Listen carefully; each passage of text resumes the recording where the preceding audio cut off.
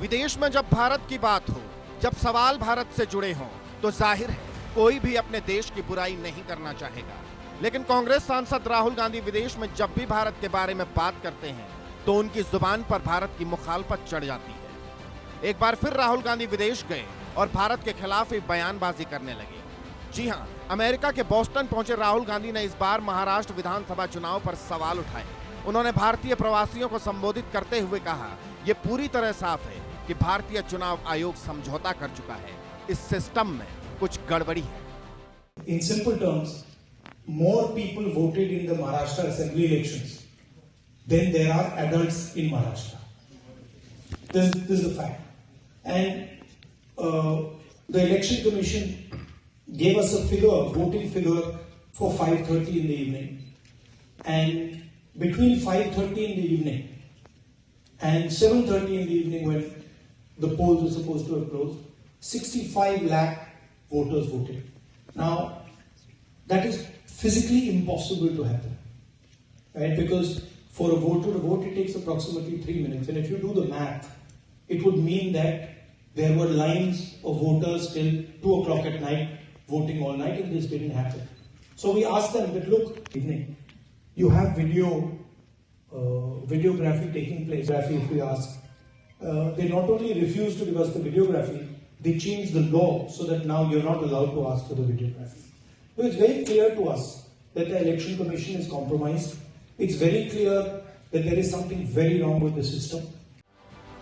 उधर राहुल ने बोस्टन में भारत के खिलाफ ही ऐसा बयान दिया, चुनाव आयोग पर ही सवाल उठा दिए, तो इधर देश की राजनीति में उबाल आ गया। बीजेपी के छत्रप सामने आए और राहुल पर निशाना साधने लगे, लेकिन कांग्रेस अभी भी राहुल का बचाव करने में लगी है। राहुल गांधी विदेशी भूमि में जाकर वही करते हैं जो वो कई दशकों से करते आ रहे हैं, भारत की बेइज्जती और भारत का अपमान। अमेरिका में राहुल गांधी ने भारत का अपमान किया है। ये कोई नई बात नहीं है, पहली बात नहीं है, ये एक सुर्खी है आज की। आज से कांग्रेस के तमाम बड़े नेता चोर मचाए शोर, ये देश के भिन्न भिन्न भागों में जाकर आज से प्रेस कॉन्फ्रेंस करेंगे मां बेटे को बचाने के लिए। जो ईडी ने सोनिया जी और राहुल जी को नामांकित किया है, बाय नेम मेंशन किया है अपने चार्जशीट में, उन दोनों के खिलाफ जो कार्यवाही हो रही है कोर्ट में, अभी सुनवाई है 25 तारीख को, और आगे जो कार्यवाही होने की संभावनाएं हैं, दोनों जेल जा सकते हैं और जाना भी चाहिए। जब देश को लूटा है तो जेल जाएंगे ही।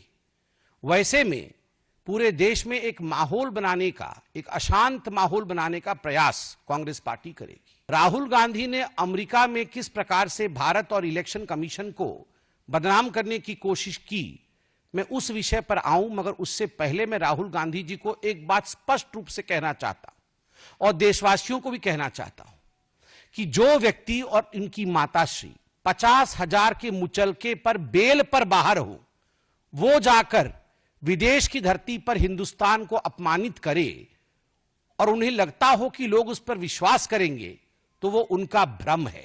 नहीं, देखिए क्या संदर्भ में कही जो लेक्चर दिया होगा, बात यह है कि भारत का लोकतंत्र दुनिया में प्रसिद्ध है और बाहर से हर व्यक्ति ये इस चीज से उसमें रहता है कि इतना बड़ा एक देश, इतना एक समय में हमारे यहाँ पढ़ाई लिखाई भी इतनी थी, फिर भी हमारी जमहूरियत बहुत स्ट्रांग रही है। और हमारी संस्थाओं के कारण, हमारे कोर्ट्स के कारण, हमारे इलेक्शन कमीशन के कारण और हमारी पॉलिटिकल पार्टियों ने आपस में जो भी उनकी दुश्मनी, रंजिश, प्रतिद्वंदिता रही हो, हमने हमेशा संस्थाओं को, जिन्होंने लोकतंत्र को बढ़ाया है और आगे बनाया, उनका सम्मान करते रहे हैं। ये पहली बार है कि हमारे लोकतांत्रिक संगठनों पर व्यापक रूप से लोगों का शक है।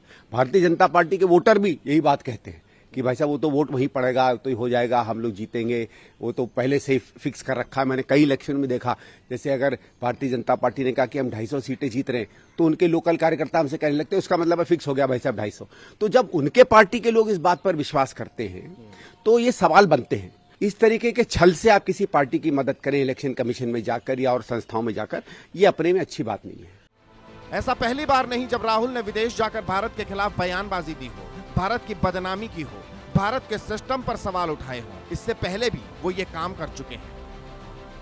साल 2024 यूरोपियन यूनियन में राहुल गांधी ने कहा भारत में फुल स्केल असॉल्ट हो रहा है।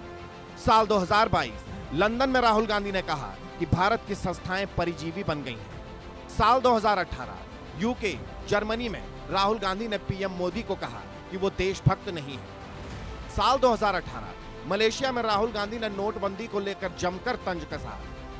साल 2018 सिंगापुर में राहुल गांधी ने कहा कि भारत में डर और नफरत का माहौल है। साल 2018 बहरीन में राहुल गांधी ने कहा कि भारत सरकार बेरोजगारी से निपटने में नाकाम रही है। साल 2017 अमेरिका में राहुल गांधी ने कहा कि मोदी सरकार सिर्फ टॉप 100 कंपनियों के लिए काम कर रही है। साल 2017 राहुल गांधी ने अमेरिका में कहा कि भारत अब वैसा नहीं रहा जहां हर कोई कुछ भी कह सकता है। सवाल ये, राहुल बार बार विदेश जाते हैं तो भारत की बदनामी करने पर क्यों तुल जाते हैं?